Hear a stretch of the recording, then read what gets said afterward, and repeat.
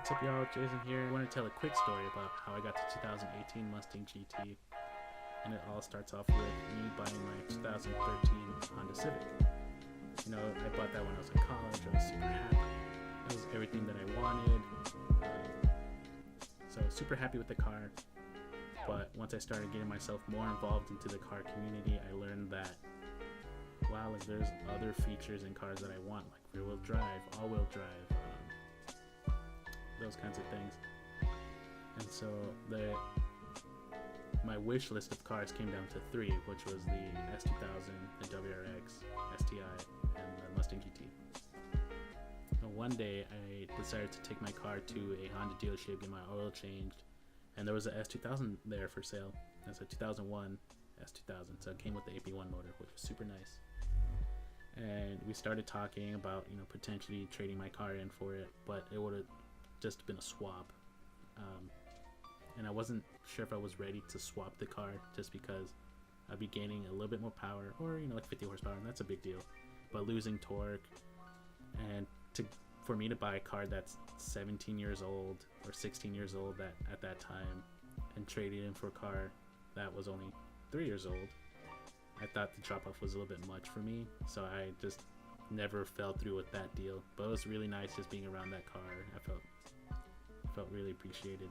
The next step was looking seriously into the WRX.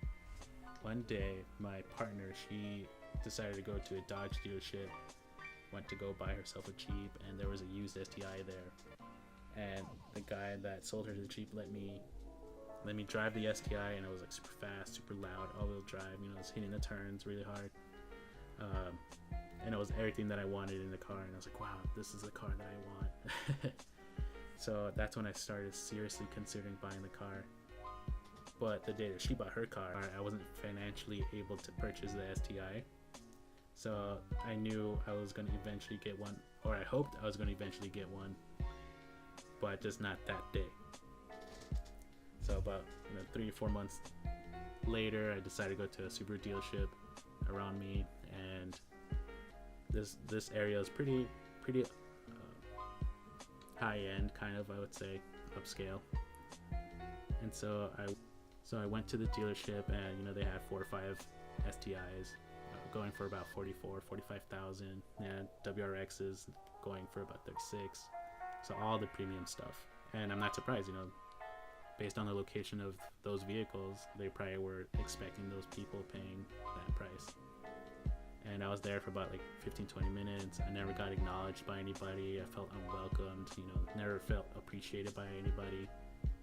So then it left a really bad taste in my mouth. It was like, you know what, if I have to go through this to buy a Subaru, I'm not willing to do that, because I felt like I should feel appreciated by the people that's willing to do business with me.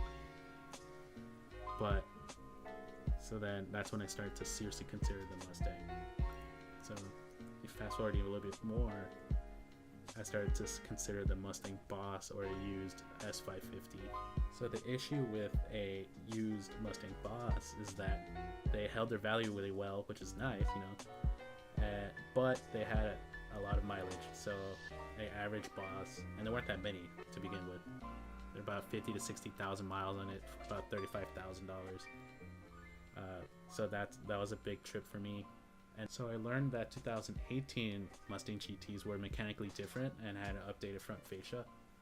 So that's when I started to seriously look into those cars instead of buying a used S550, because I wanted the latest mechanical features. You know, I wanted that motor with the extra 20 horsepower, I wanted the better transmission. So one day I decided to go to the Ford store in Livermore, and I was greeted by this guy named Alfred. Shout out to Alfred for helping me out that day. And instantly, you know, started to talk about wanting to buy a Mustang, and he showed me the Mustangs with the things that I wanted. So I only had 2 requirements, which was a 6-speed manual and a screen in the center console, because it came with the silver switches, and it needed to be blue or white. So he showed me a white Mustang that was a 6-speed manual but didn't have the screen, meaning it didn't have the switches. And he also showed me a blue Mustang but was a 10-speed automatic, so there's no way I was going to buy that. And a little bit of a backstory on those switches is that when I first got into an S550 in the International Car Show in San Francisco, that's what really attracted me and got my attention in the car. So I wanted to make sure I had those switches. And so finally Alfred decides to show me the Ruby Red S550, and you know, I had everything that I asked for and more, and the asking price for this car was around $43,000, and I was able to, you know, negotiate it down to $37,000, and then was able to trade in my car on top of that. So at the end of the day, out the door price went back up to $36,000. After tax and stuff, yeah, it went back up to $36,000, but I was able to get a 10-year maintenance plan with it. So I wasn't used to paying maintenance with the SI. I'm not gonna want to pay extra maintenance for the GT either. So that's kind of like how I got the GT. As to why I got the GT was 3 major components. One was the sound. I know it sounds kind of like stereotypical or cheesy, but a very strong first impression. 2 was the aftermarket capabilities. And 3 was the car community. So funny story about the community part was that as soon as I pulled out of the dealership with Alfred and my brother in the car, this Camaro wanted to race me, and we just, you know, started laughing. And you know, I was thinking to myself, I was like, wow, if this is the kind of attention I'll be getting in the Mustang, it's kind of nice and different. You know, I never got that in the Honda.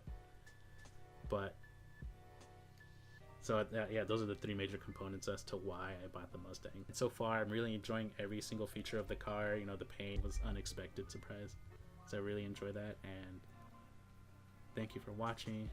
Please like, share, subscribe. For those who don't know, next Thursday will be my birthday. Today is April the 15th. My birthday is April the 19th.